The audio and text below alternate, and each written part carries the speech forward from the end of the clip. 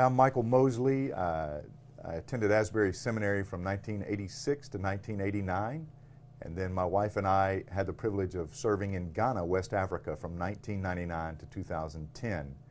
And while attending my time in Ghana, I decided to enroll in a PhD program at Akrofi Kristaller Institute of Theology, Mission, and Culture in Akropong, Ghana. During that time, I had the privilege of meeting Professor Andrew Walls.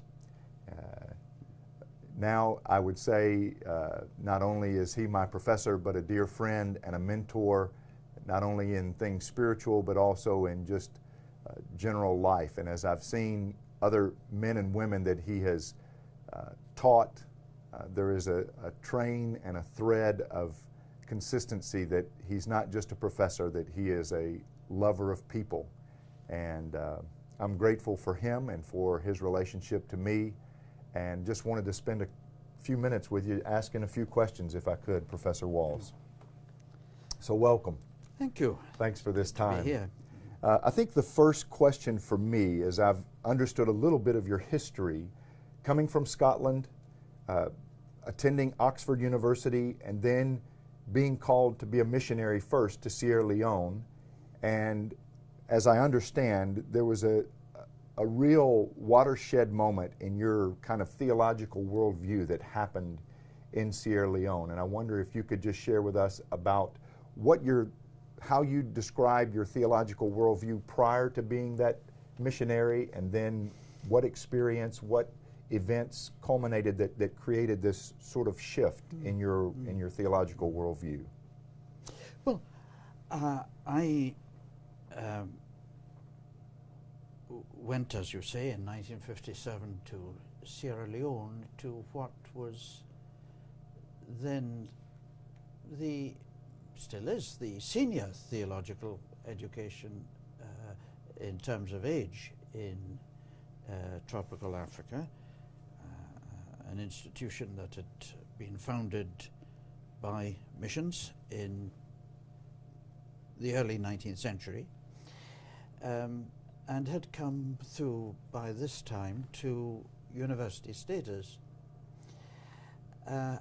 I was to teach church history, and I thought I had had a fairly good grounding in that, and particularly in the history of the early church, and in that